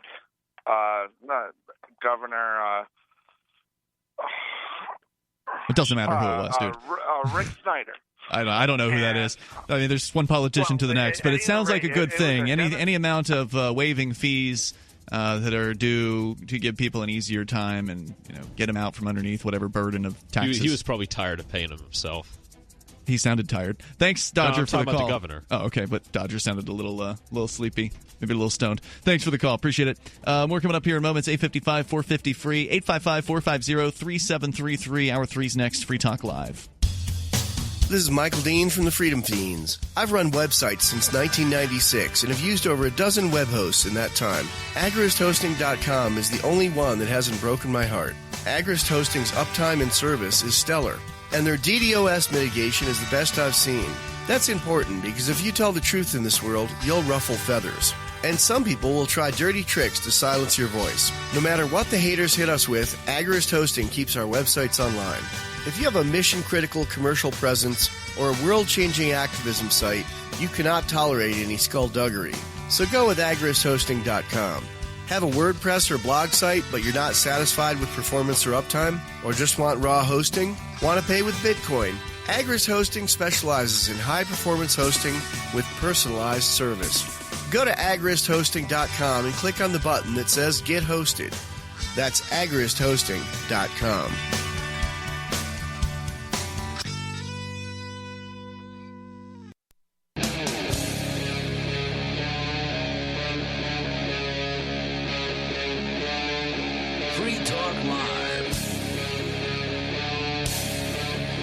It is Free Talk Live. Hour number 3. We're kicking it off right now. We got the latest on the yellow vest situation that Vincent has brought in to share with us tonight. The toll-free number, if you want to join us, 855-450-FREE. That's 855-450-3733. We also have the Discord on-air call-in line rooms at discord.lrn.fm, where you can sound almost like you're sitting here in the studio with us. As we continue, we'll take more of your calls and thoughts. If we get the chance, we'll tell you about the porn ban that may be hitting the UK very soon. But first, to your calls and thoughts. Tom is in New Hampshire to kick things off this hour. Go ahead, Tom. Okay, before I get to the point I called about, I want to mention something about any clinical trials, clinical studies that you read about, and they say, let's say that something is effective and that it works. And then along comes another trial, and it says that it doesn't reproduce those results. The difference isn't statistically significant. Well, maybe the first trial had a larger sample, and that's why a 10% difference was statistically significant. And then the smaller trial, it comes up with the same result, except that with a smaller sample, it's not statistically significant. That doesn't disprove the first trial. Okay, so just so people keep that in mind when they're reading about this, and they tell lawmakers about it when they go to a committee meeting to testify about the clinical trial. But the point I'm called to make about is about bikers, and anybody who knows anybody in a motorcycle gang can remind them tomorrow. I don't know anyone in a motorcycle gang. Do you? But the people who are in motorcycle gangs are down at the bar on Saturday nights. So you tell them on Sunday to download the episode off freetalklive.com, and here Tom mentioned something about I liked what they did in New Zealand. Guarding those mosques was a great idea. Hells Angels and some of the other gangs. Is that what happened? The Hells Angels went out to guard the mosques? Yeah, they went over and they patrolled outside unarmed and everything. And I think, what they can do is find out where females are being held in sexual slavery in brothels, forced into prostitution in the United States. And they can either simply picket right outside the building, and what is the pimp going to do? They can free the slaves that way, or simply you have to have a place where they can go to, a safe house where they can go to, or a drug rehab place where they can go to if they're hooked on. Well, I cocaine. don't know how easy it is to just find somebody who's being held in sex slavery. I mean, if somebody's being held against their will, they're probably not able to like pick up a phone and make a phone call or send a text. But you can walk in there like you're one of the customers, or and once they open the door and you find out where this is happening. Once you find this I don't out, know a whole lot about sex slavery, Tom. I don't know. Maybe you do, but I'm not sure that they necessarily advertise to their customers that this person is being held against their will. Well, these motorcycle gangs have alleged ties to organized crime and do alleged crimes, so I'm sure it wouldn't be too difficult for, like, I think in some cases they allegedly peddle crystal meth. So, I mean, if someone's, in the drug dealing business, they could easily say, look, I need a sex slave. Where could I find one? So they could they could use those connections. I mean, I guess it is all about who you know. So that's a good point. And Tom, if what you're saying actually happened, that'd be great. I mean, who would object to freeing people from any kind of bondage or sex slavery, anything that they're being forced to do against their will? Thank you for the call tonight. I appreciate it. But, as I understand it, and again, I don't know a whole lot about slavery or enslaving humans, but the classic example is they take some girl or whatever and they tell her, look, if you run, we're going to kill your mother, or we're going to kill your little sister, or whatever. They're like, we know where you live, and we're going to hurt your family if you run. Because they can't be with them at all times, right? Like if they're selling them if they're selling them into prostitution, the client probably doesn't want some big burly man sitting in the corner watching the entire time. So there's probably, some time where they're away from their captor, or at the very least the captor is outside waiting, or, in the car or something like that, to where they could, if they wanted to make a break for it, they could run. But the reason why they don't is because they've been threatened. They've been told, you might be able to get away, but if you do, we're going to kill your dad. That kind of thing.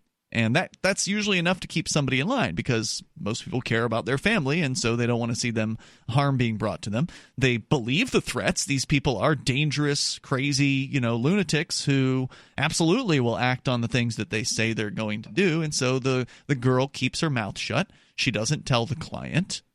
She doesn't try to run. So I don't feel like you would necessarily know, if you were a person buying prostitution services, if that person was a slave. Now, they could say something to you, in which case then you could try to help that person in some way, shape, or form. Or other times they get exported to like a different country and they have no way of getting back. And or maybe can't even speak the language in that case, right? So if you want to join us here, the toll-free number is 855-450-FREE. Let's go to, speaking different languages in other countries, France, where the Yellow Vest protests have been going on since December, November? It feels like since the fall, definitely. Yeah, it feels like several more months. More than 20 weeks now. So almost half a year. These thousands of people have been in the streets in France. I think it's weekends for the most part. Yeah, because they're working. They work during the week because it's a working class thing, and then they show up and protest. Right, which is interesting because it's different from what happened here in the United States with the Wall Street protests. Remember those? Oh yeah, and a lot of like agitators or protesters, just don't have day jobs, usually like Antifa or anything. That's why they're able to go around and attack people. I'm spacing on the name of what that was. What, Occupy Wall Street? Occupy, that's what it was. Occupy. The Occupy movement. It had to fizzle out at some point because they were there 24/7. Now, some people probably came and went, but the core group of the protesters was there constantly. They're camping out in the park, and at some point, you're going to run out of money. You got to get some more funding somehow, and unless George Soros is bankrolling you or whatever, then at some point, you got to go back to work. So I think that what they're doing in France... Or just go back to the flop house. Well, I doubt. I don't know. I doubt they worked. Somebody's got to buy their food somehow. Maybe they're getting a welfare check. Yeah. But either way, you still got to leave to go to the bank to get the welfare check cashed, and whatever. So I think that what they've done here in France is a much more sustainable model of continued ongoing protests, where they're only weekends, and the fact that they're only there on weekends allows them to work and continue to feed their families and get responsible things done, be productive people. But at the same time, it allows them to focus their protesting energy at one specific time. And obviously it has done nothing to harm their publicity. They're getting publicity internationally constantly about what they're doing. So, I mean, it seems to me that this whole let's do it every weekend thing, weekend warrior, weekend protester thing, seems like a real good strategy. Because they've kept up the momentum. Oh, absolutely. Yeah. I mean, I'm surprised it's gone on this long. And Me when too. they say they've had like bad weeks, there's still tens of thousands of people showing Bad up. as far as not as many as they would like. Yeah, like the most, I think the peak was like 250 million. No, sorry, 250,000. Excuse me, 250,000. And that's spread across different cities. Is it happening in different geographic areas in France? It's mainly like Paris is the place that gets the most attention because that's where your Macron is. But it's the hotbed of it is in southern France because that's more of like a rural, working class sort of place compared to the north. So this is from TheGuardian.com. So Macron responds to Gilets Jaunes, which is French for yellow vest, protests with €5 billion tax cut. Gilets Jaunes? Gilets Jaunes, way. Okay. The Emmanuel Macron, the president of France, has vowed to Which one of those words is yellow? Jaune. Jaune? Okay, gotcha. Has vowed to make his style of politics more, quote, humane, but insisted he would press on with his project to liberalize the French economy and overhaul its welfare state, despite 5 months of demonstrations by Gilets Jaunes, anti-government protesters. And, are they, though? Well, I mean, they're anti-his government. I mean, you can't really speak to what... It's like a big consortium of different... It's so big that the movement is so wide-cutting that there are people within it that don't have the same views. Absolutely, but that was true with Occupy as well. We're all being targeted by the same guy, and it's funny they say humane because he deployed like army units, he deployed EU army, SWAT and everything. They brought the EU army in? Yeah, some sort of international unit I've seen. We continue here with more from the story on the latest from the Yellow Jacket protesters, Yellow Vesters. 855-450-FREE. That's 855-450-3733, and you can take control of the airwaves here. This is Free Talk Live.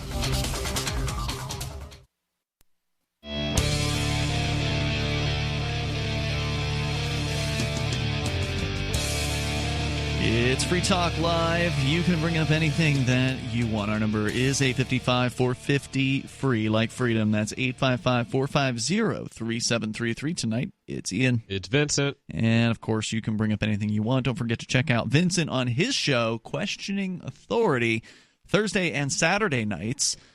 Here on, well, not here, but on LRN.FM, which is the Liberty Radio Network. It broadcasts from this studio. If you're listening on the radio, you probably won't hear it because it's not syndicated on broadcast radio, and nor could it be syndicated because, well... Not in this country. You don't hold back with the language on questioning authority. No, absolutely not. None of these arbitrary rules or these, mental blinders, just full-on truth and realness. Where can folks go to download episodes? You can go on to shirefreemedia.com/show. shirefreemedia.com. Is there a link from the front page, though? If they go to the front page, they'll be able to find it? You can see it. You always want to keep your URL as short as possible. So shirefreemedia.com. Check out more of Vincent there. And I heard you're putting up your broadcast radio show, too, where you're actually like squeaky clean. Yeah. Well, I mean, as clean as I could get it. But yeah, I haven't gotten in trouble yet. Good to know. Check him out there as we continue with your calls and thoughts. We got more on the yellow vest protesters in France. But first, to your calls and thoughts. Sarah is on the line in New Mexico. Sarah, you're on Free Talk Live. Go ahead. Yes, the man in Texas, he finally got executed. And the man in Texas finally got executed. What are we talking about here? Which one? Okay, well, the I was going to get to that. Okay. The man who dragged a black man behind a truck 3 miles tied to a rope. Oh, wow. I remember that story. That was from like a decade or two ago? It seems really like a long time ago. Yeah, I remember that too. I said, that's pretty gruesome and that's pretty racist. Was it like 25 years ago? Wow. It took him that long to prove that he was guilty, I suppose, and he got executed yesterday. Wow. So, Sarah with the breaking news. Thanks for the heads up on that. That's an interesting update. What do you think about it? Well, you know what? It was a very dumb thing to do. How could somebody do that in the state of Texas? they've executed like 550 people since they started executing. That's right. You don't understand that punitive penalties don't actually stop crime. You're bewildered as to why someone would commit a crime like that in a state in which they have the death penalty, because you believe the death penalty actually stops crime from happening. I mean, murder from happening, or reduce it, because I think Texas had the death. I mean, they had no executions for about a while, and then they started back up like 30 years ago. Texas is one of the most executing states, from what I understand. Well, yeah, that's what I'm saying. Since they started, they executed like about 570 people. Well, now, I mean, my God, how many more people do they need to execute before people stop murdering each other, Sarah? Well, I mean, but I think that's why I say this guy was dumb. Because how can you do that in the state of Texas when you've seen like 600 people get executed? He probably thought he wouldn't get caught. He probably thought he couldn't get caught. He's probably dumb. I mean, I'll give Sarah that. He's probably a moron. I mean, that you wouldn't get caught for dragging somebody behind your truck. Well, I mean, people don't commit crimes with the intention of getting caught unless... No, that's generally true. So, I mean, he probably just, thought that nothing would happen. But either way, Sarah, this is evidence to help prove that the fact is the death penalty does not reduce crime. That is not something that goes through people's minds when they are committing crime. I mean, he does deserve it because this is racial. So you believe in eye for an eye? No, she believes he should be killed because he was racial, because it was a... If he had dragged a white person behind his truck to death, would that be okay with you? Well, no, he should be put the same. Okay, so you're saying it's the same crime. You're so mad about... Look at, you're so mad at black man got choked to death because he's selling loose. I'm mad that anyone gets choked to death. It doesn't matter to me if he's black or white or Asian or whatever his skin color is. You're referring to the man who was choked to death by the police in, I think it was New York City, for selling loose cigarettes within the last few years. Maybe it was several years ago. Eric Garner, yeah. I don't care what his skin color is. I care that he had his life extinguished from him for selling something to another human being. Yeah, but why is it okay for somebody to drag a person behind a truck 3 miles with a rope? And who said it was okay? But what do you think he should deserve? What do you think happened to him? Okay, so what is your penalty? I'll give you an answer here, Sarah. This is something that is you've asked a really good question, because a lot of people feel like the punitive sentences the government hands out is the only way it can be, and we got to put people in cages, and we've got to put them to death, bring out the firing squad, hang them high, bring out the public executions, and it's just a bloodlust. The answer is restitution. Now, obviously, you cannot restitute somebody who you've killed. Okay, so that's one thing that, what you can do is you can restitute the people that are now have a less beneficial life. They have, let's say he had a family. Okay, so let's say this victim had kids. Now they don't have a father to earn money for them. Well, that's worth something. Whatever that dad was bringing in income every year, that's now been wiped away from that family's revenue. So that should be something that the wife or the kids, in that case, receive from the person who caused the problem. How about the person who was employing that guy? Maybe he was a key man at a business. Maybe he was the person. Huh? Well, this month out in Albuquerque, I think we had like 13 homicides in 1 month, just because it warmed up, and most of it is teenagers. And your solution of this restitution is a bunch of nonsense. Why? You got to get executions back here in New Mexico. You are the most bloodthirsty communist that has called this show. Well, although I guess that's the truth for a lot of communists, right? They just don't call it the show. Yeah. Okay, why do you think they had executions back in Texas? Because it was really out of control. Well, they have less murders now since they have executions. And is that true, or are you just making that up? Well, I'm pretty sure that's the stat. Oh, how would you know? It's not like you've researched it. It's not like neither have you, Ian. To be fair, I didn't claim anything. I just asked her if that was true, and she says she believes. Well, no, yeah, you did claim something. You said that it didn't do anything to prevent I'm saying generally, punitive punishments like the death penalty do not factor into criminals' decisions to commit their crimes. That's generally true. Here in New Mexico, our murder rate has jumped way up. Mm-hmm. Just, I think January to April. Well, plus correlation is not causation. Are you telling me, Sarah, that you don't think that the victim's family of a murder, the murder victim's family, they shouldn't get any kind of compensation from the victim, that they should just be SOL, that they're screwed? I did not understand what you're talking about. I said our murder went up. You're not listening. Okay. Execution was repealed. You're not listening. You can't understand things if you're not actually listening. If you're talking, you can't be listening. So I told you about restitution, and I asked you if a family would be better off if they got some money out of these killers. What money? Most of these are bums. Thank you for the call tonight. The idea would be they would work to restitute their victims. So then they'd just be put in slavery instead. Very nice, Ian. 855-450-FREE. That's 855-450-3733. No, they could sit in a cold cell, without working. It's free talk. Did you know you can legally exit the U.S. federal income tax system? Well, it's true, and thousands of American nationals are doing it. The 16th Amendment and the Internal Revenue Code are legal, but only in a limited jurisdiction. This is the basis behind the voluntary nature of the income tax. Learn the exit strategy provided by Congress. Find out more by visiting weissparis.com and watch our numerous videos. That's WEISS Paris.com. Free Talk Live. Dial toll free. Bring up what you want. Our number is 855-450-FREE, like freedom. 855-450-FREE. We've also got the Discord on-air call-in line rooms at discord.lrn.fm. I used AnyPay today when I went out to get some breakfast with you. Actually, Vincent, we were out at one of the local watering holes that also sells some food, and I used AnyPay because they have AnyPay on their tablet that they use to accept payments in cryptocurrency. And they take different cryptos. So if you want to pay with Bitcoin, why anyone would want to do that with the fees the way they are with Bitcoin, or at Thirsty Owl, they take Dash and also Bitcoin Cash, and it's super easy. AnyPay makes it as easy as it can be.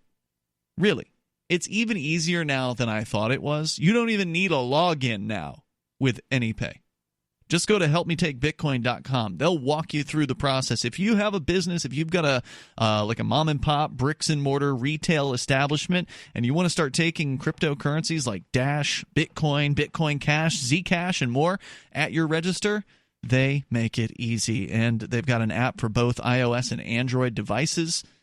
Helpmetakebitcoin.com. It was literally 2 seconds between when I sent the payment and when it showed paid on the register screen there. Helpmetakebitcoin.com. As we continue, your calls and thoughts are welcome. Just a few more thoughts on restitution, because it is an idea that seems foreign to some folks, and I can't say I would know exactly how it would work. In fact, Vincent, you were being critical of the idea, and it's important to be critical. It's important to be skeptical of these things. It's hard to say what would happen in the absence of a one-size-fits-all government monopoly so-called justice system. But I think one thing that a lot of us can agree on is that the justice system sucks, that it's not very just, that a lot of people who deserve worse don't get it, and a lot of people who deserve better get worse. I mean, it's just a messed up system. Oh, it's totally two-tiered. If you have money and or three-tiered, I suppose. If you have money or influence or a politician, you can literally get away with murder and anything. So what are the tiers? There's no money, no influence, money and influence, and then politician? Yeah, exactly. Yeah. So, you have rich people like Lori Loughlin and Felicity Huffman, with the college admission scandal. Yeah. They got caught because it was the government who was doing the investigation. So they got caught even though they're all, millionaires. And Bernie Madoff. So in some cases, they're not totally immune. But then in this case, in the third tier, you have the politicians like Obama, Mueller, Hillary Clinton, who they've all done things that they should at least be investigated in at the very least. Yeah. And nothing happened. They had, they had to make up something. It's like not negligence, but it was something like I forget exactly what, but any other person with a whole email scandal would have gone to jail. And so that's why Sean Hannity calls it a 2-tier system, but he's in tier. He's in one of the tiers. Yeah, he's in one of the tiers. So I'd say it's a 3-tier system. So restitution actually gives the victim some kind of compensation. Now, look, if your loved one is murdered, obviously no amount of money is going to solve that problem. It's not going to make things right. But it's something. Whereas right now, the victims get nothing.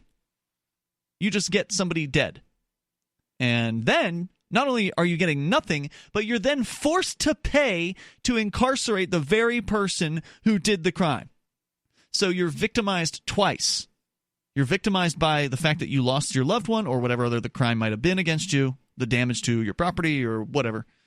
And then you're victimized a second time by the state in order to fund their prison, their crappy prison system. So any form of restitution is better than none.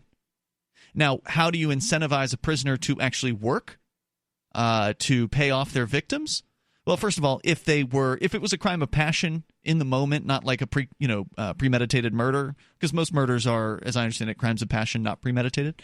But if it was a crime of passion, maybe they're sorry. Maybe they're legitimately sorry for what they've done, and they want to make right. Maybe they want to actually provide the restitution.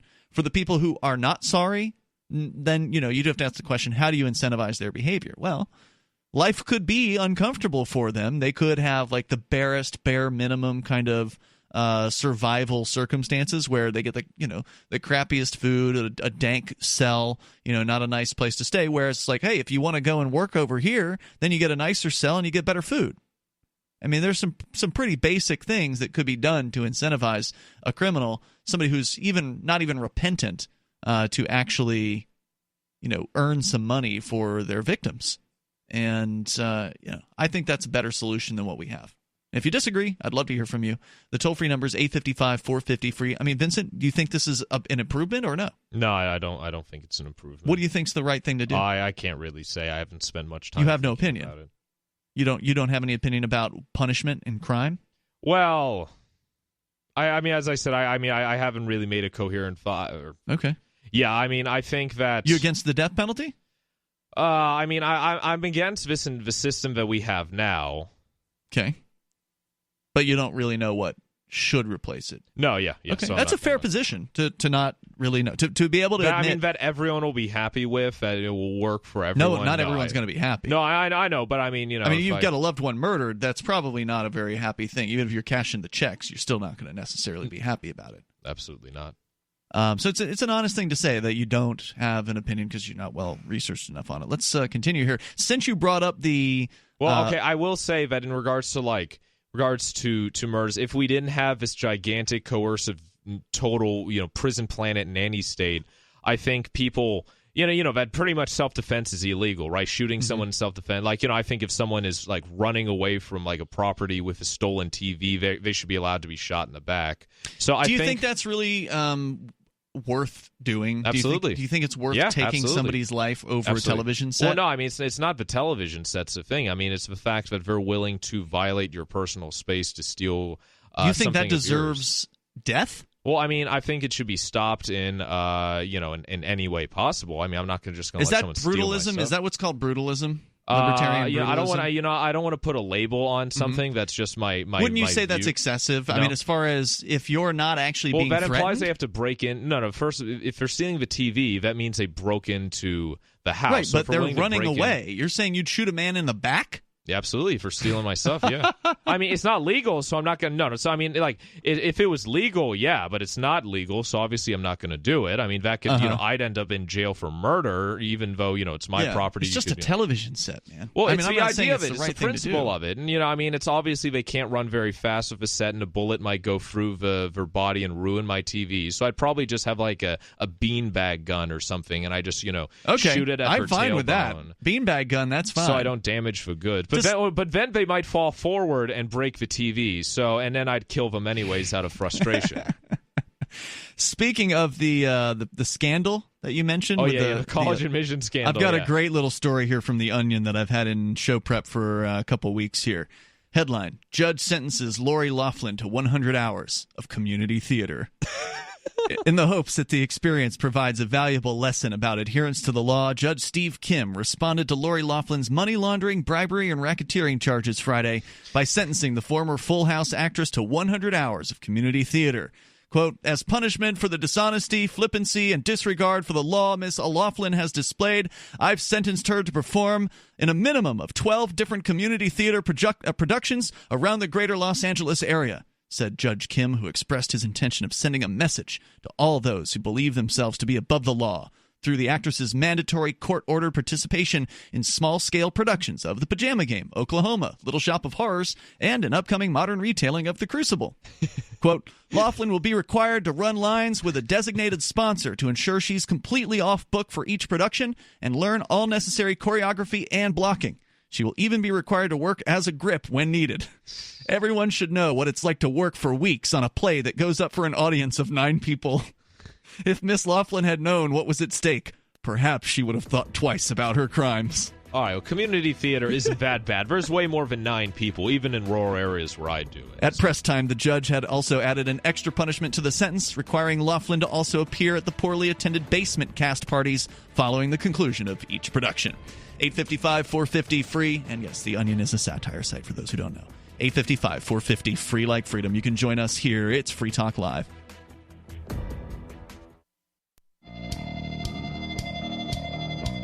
It's Free Talk Live. You can dial toll-free and join us here. Our number is 855-450 free like freedom. That's 855-450-3733. We have the Discord on-air call-in line rooms. If you want to jump into one of those right now, there's actually a couple people in there, but there's 4 lines, so there's usually an open one available for you over at discord.lrn.fm. With you tonight, you've got Ian. You got Vincent. And, of course, you can join us online over at freetalklive.com, where there are many features, and they're free, including our forum, where you can interact with other Free Talk Live listeners at forum.freetalklive.com. Once again, that's forum.freetalklive.com. It's also the same forum that features the Forkfest forums, which honestly are busier than the Free Talk Live forums. So head on over there. There's different stuff to talk about at forum.freetalklive.com. As we go to your calls and thoughts to the Discord lines, Hoju is on the line in Florida. Hello there. Hello, Ian and Vincent. Hey. How are y'all? What's on your mind tonight, Hoju? About, I don't know if it was the area uncensored or what happened with Twitch ban. Yeah, so it's a suspension, I guess. We're not banned forever. 3-day-long suspension. It's been 1 day so far, so probably be out from underneath it late Sunday. And ostensibly, nudity is what they claimed the violation was. Now, we know that Aria has been doing her Aria Uncensored show on Tuesday nights for the last 3 weeks. This was week number 3. Yeah. And arguably, it was the best episode of all of them. It was her and Derrick J. Derrick J was there. Yeah, and Derrick was doing an awesome job. Basically flipped the show. And he was dressed very well and very clean cut. Yeah, Derrick always looks great. I mean, he's very handsome. But he basically flipped the show around and actually interviewed Aria on her own show. It actually was a really interesting program. And unfortunately, I suspect that's what they're calling nudity because Aria was topless during the show. Now, you know, that brings up some interesting questions on, well, first of all, what is Twitch's nudity policy? Because they say it's not allowed. Go ahead, Hoju. So I have a question about when you did topless, you and your other male co-host did the Topless Tuesdays or all that stuff. Again, I've been listening to you guys for over 10 years and watching it and seeing the topless Ian, topless. Yeah, I don't know how many days I was topless for in 2018 during the show. I mean, if it's warm in the summertime, I'm usually walking around with your shirt off. Yeah, I don't have my shirt on almost all the time. And that's not like I don't just take my shirt off for the show. It's all day long. You know, I'm out on the porch working on the laptop or whatever. I don't have a shirt on. I'm down here in Florida. It's hot. I'm sitting on the back porch, and it's hot as hell right now. Absolutely. So, they didn't ban us for that, and we had people coming into our chat room saying, you're not allowed to be topless. We're going to report you. So, I mean, I presume some of that was true. I presume some of them actually did report us when we were topless over the summer, but we didn't have Aria. And Aria is a person born as a man. She's awesome, I know. Yeah, and she still has her junk between her legs. So she's still technically a man in that way, but she presents as a woman. Hang down. Right, there you go. That's a good one. she still presents as a female. And so does that mean that it's okay to be a man and be topless, but not be born as a man and present as a female and be topless on Twitch? Or is all toplessness on Twitch prohibited? It's just that it wasn't enforced on us by chance over the summertime. I have emailed Twitch, and I have yet to receive a response from them about this. So I don't know. You boys weren't on there windmilling the hang downs, so that's no, sure. Definitely not. That So would be a violation. question. There would be no doubt in my mind that would be a violation. Question I got for you and Vincent. Yeah, sure. About the elections. So 2020 election. So if it's old Biden, Hillary, or Trump, who's going to win this election in 2020? Or Michelle Obama? Oh, well, has Michael Obama expressed any interest already in running? Vincent, I listen to InfoWars, and I know you do too. And I love Owen Schroyer a lot better. I like the War Room, but oh no, I could barely stand listening to that. But yeah, no, Okay. I just wanted to throw that out there. Michael Obama has Michelle. Well, I mean, although I have seen some, but if Alex Jones is Bill Hicks, then Michelle Obama is Michael Obama. Okay, that's how I'll say. Correct. There's as much evidence for either. Has she expressed any interest in running yet? I haven't heard anything about that. Not that I've heard, but they're putting that on the back burner and going to pull that out the last second because Uncle Joe grabbing on the females and the young kids. That ain't going to happen. And Hillary, he's winning the obviously polls. I mean, not that means anything, right? Like this early on in the election, those things change dramatically. Even before the first primary. So to answer your question, I think if it's between, if it's between like Trump and Biden, I mean, I think it's possible they might try and take out Biden for, the women stuff, but also just like that he's, a straight white male, right? Like, But also in 2016, didn't Hillary screw Biden out and the election because he should have won over Hillary? It came to be between her and Bernie, and I think somewhere I heard that Bernie. He was going to, because there's like a tradition of the vice president running after a four-term president, and he didn't do that. Most likely because Clinton ran the DNC and they put the kibosh on any of his aspirations. That's what I suspect. So now that you brought that up, Vincent, so this Russian collusion crap that's gone on for 2 years, and the Mueller report, whatever. So what's happened with that? How much taxpayer money have we wasted, and what has come out of that? Oh, it's like $30 million or something. That's what the report cost? Maybe it was like dozens of millions of dollars. I think it was. I did talk about it on QA at one point, but I forget the exact number. How do they calculate that? I mean, isn't it just the salaried employees working on typing reports? What extra costs? I understand that, but what are the extra costs involved? I mean, whether Mueller lodging, okay, I suppose you're right about they that. interviewed like hundreds of people. Right? They're not paying them to interview them. No, I know, but I mean, you're saying traveling to go and it could be. Well, they probably don't even cover the travel anyway. So yeah, you're right. I have no idea what they're spending all this money on. But it went on for 2 years. What collusion did they find with Trump?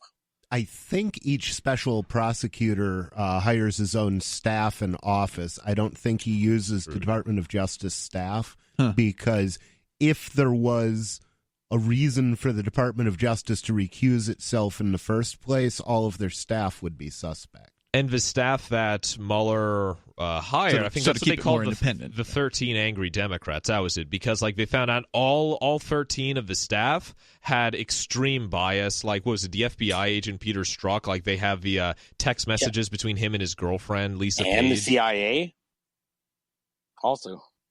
I mean, you probably know more than I have. I know just from like of the occasion when I watch the Sean Hannity's opening monologue. It's just been going on for years. I got so fatigued. 2 years, and it's going to go on even longer because people are saying, "Oh well, this isn't the end of that." We're still going to hold on to it.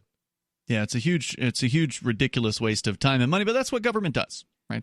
I'm really curious to find out what the counter investigation uncovers, because it really does look like Obama spied on the Trump campaign. Oh, really? And if we remember Watergate, Watergate was about two things. It was about